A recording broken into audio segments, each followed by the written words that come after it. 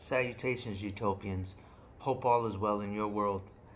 Wanted to chime in a little bit on this, Russell Wilson, uh, Justin Fields debacle right now in Pittsburgh. Um, the Steelers are 4-2 right now, and things were going what I thought relatively okay, relatively good. And to quote Mike Tomlin, he basically said things are good, not great. Um, First of all, the way the Steelers offense is currently constructed, they're not a dynamic offense to begin with. With that being said, I do find the decision a little interesting.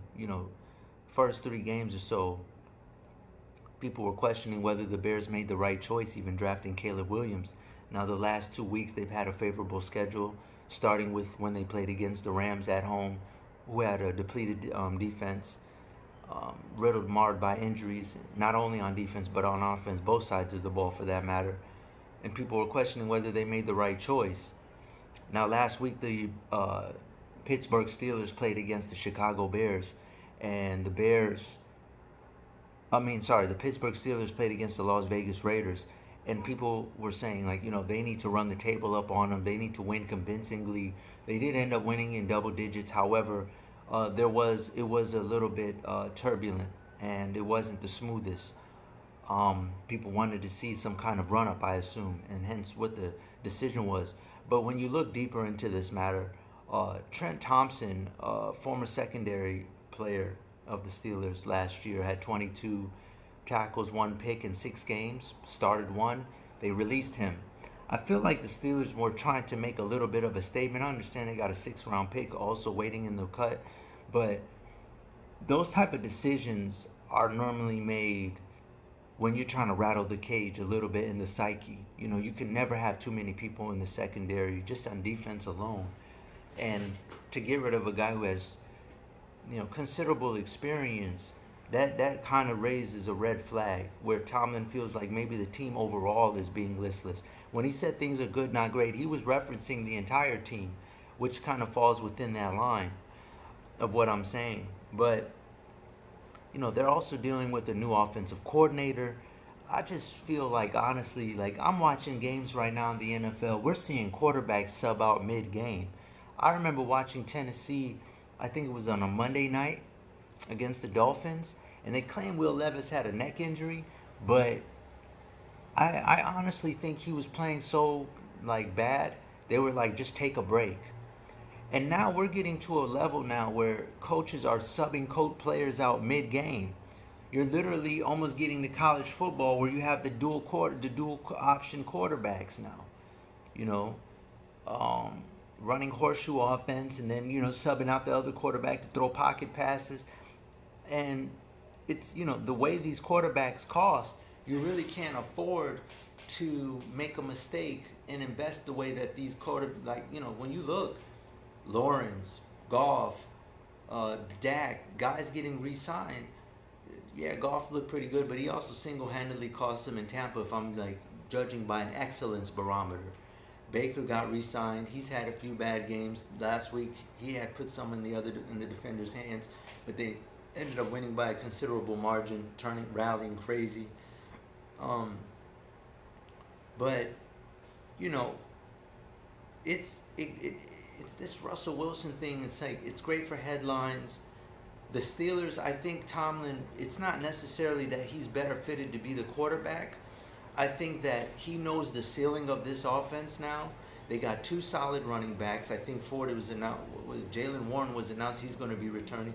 Najee Harris has been solid. Freemuth, to me, it's not the bedazzled name of the Kittles and the Kelseys and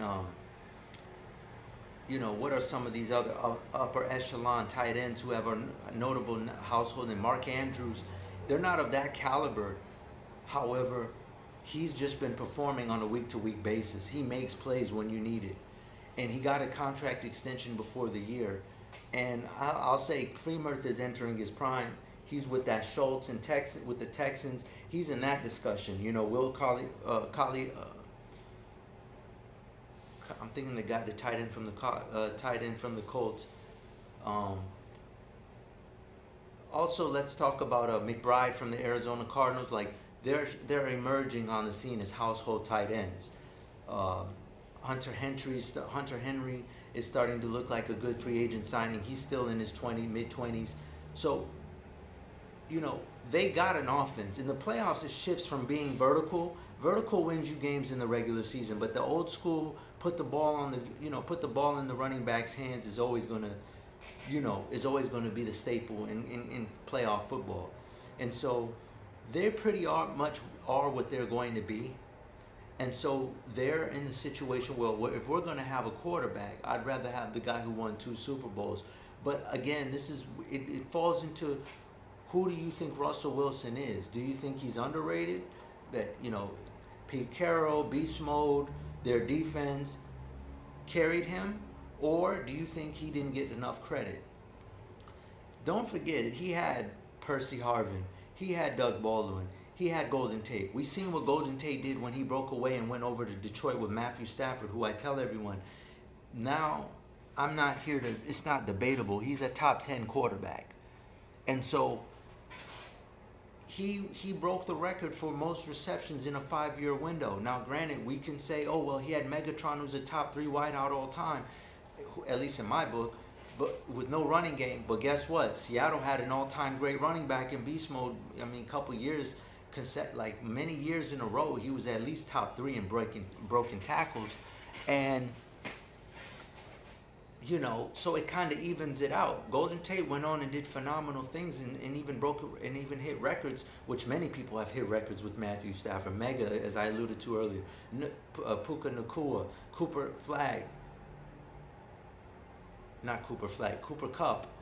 You know, he's done things, taking tight ends to Pro Bowls in Pettigrew, who wasn't, you know, exceptionally athletic, but he was a big target. Eric Ebron, I think, went to the Pro Bowl with staff, if I'm not mistaken, 1 year, or was an alternate. Or maybe it was in Pittsburgh afterwards. But with that being said, I think he's like, we are what we are. I want to put a veteran guy, but you're in dangerous territory, because if it doesn't work out, now you look inferior to Sean Payton. 1, right? Legacy speaking. 2, you now have to go back to Justin Fields, who's been nothing but a professional about this new, you know, new announcement of him being demoted. Of course he's going to be professional, even though it's messing up his contract negotiation, even though it's going to mess up his rhythm, so to speak. But he's still been extremely professional, and I'm saying it's one of those situations where ultimately, if you're the Steelers, it's a very risky move. I know it's a risky business, high stakes, but I don't necessarily know if this was the time for that. Not to mention that you want to continue to keep that momentum and that vote of confidence with Fields, because he's the younger guy. There's more higher ceiling. With Wilson, he is what he is. He might get away 1 week or 2, but they have enough film on him to say, hey, this is who he is at the end of the day. And so they're going to be able to game plan for him easier. Even if you know Fields' strengths and weaknesses, he has the X factor, which is he's able to get mobile when he has to. And quite frankly, he should be getting more mobile instead of trying to force the ball out, trying to prove his pocket passing ability. You break him with your legs, and then you eventually hit him over the top with the pass. But I feel like he's a little bit too pass happy, trying to prove that he can be a pocket passer, because you have this guy Pickens, who I think is just as good as CeeDee Lamb if given the opportunities. Everyone wants to point to Russell Wilson's last season with the Broncos with Sean Payton. 1, Sean Payton is a quarterback whisperer. 2, those numbers were very protected and safe and conservative. He made, you know, they'll play a weak opponent and he'll get 4 touchdowns or 3 touchdowns, play against a sorry opponent, and he's back to his usual 1 touchdown, 2 touchdown Sunday if you're lucky. You know what I mean? 200 yards passing, 1 touchdown, no picks, or 1 pick. You know what I mean? 50 yards scrambling. It's risky move. Like I said, if they think we've hit our ceiling, and if we're going to be at our ceiling, I'd rather have a veteran than a guy who I don't know what he's going to do. So be it. But it's great for topic. I can't wait to watch Sunday. I can't wait to watch it moving forward. But this could be an epic disaster. With Fields, it's stable, but you don't know what you don't know in terms of the unknown. With Russell, it's like you know what he is. You know what it's hoping to be, but you don't have nobody on that staff that's Sean Payton's caliber. So you don't have a quarterback where you don't have a guru like that. So if this goes wrong, this can go tremendously wrong, and you could easily be like, well. And then the weirdest part about it is something about these coaches and these contracts extensions, i.e. Stefanski in Cleveland. Everyone swore Stefanski was like not going anywhere, and he won Coach of the Year. He should be terminated at this point, him and Sirianni. We've tried many offensive coordinators. It's not working in Philly. Now he's arguing with the fans who actually are the reason why this whole production is here.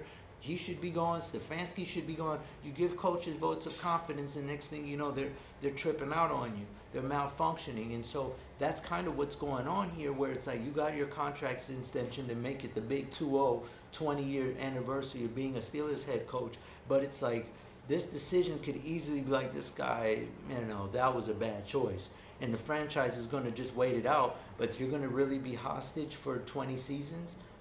For if for 2.5 more, 2 or 3 more years, if he makes this if this goes wrong, it's one of those things you have to do it. But it's just like poor Justin Fields. It's like Malik Willis' story. It's just toxic the way when he gets into games. It's just sad. And it's like he finally got that Green Bay situation, and they didn't lose any games. Obviously, Jordan Love steps in, and they look like a high-octane offense. But Love, when it's bad for him, it's bad for him too. It's this roller coaster. With Willis, it felt a lot like the backup quarterback and down the QB2, Cooper Kupp. I think it's Cooper Kupp. The backup quarterback in Dallas last year when he went 7-0. They know he's not as good as Dak, but they rally around him because they know he's not as good, but he's got a great locker room presence and they want to win with him. That's the differential, you know what I mean? And the same can be said now with Justin Fields.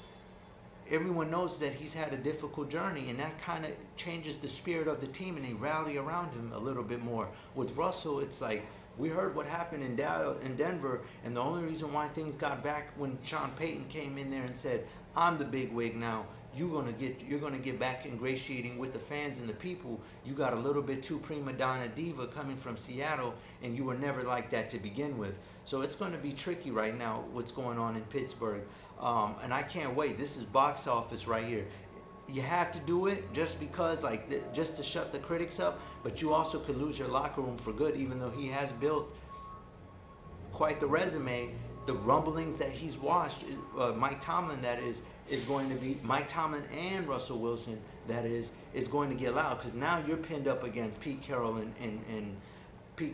and Sean Payton, 2 legacy Diamond Standard coaches. All right, Utopians, I'll try to do better next time. Global out.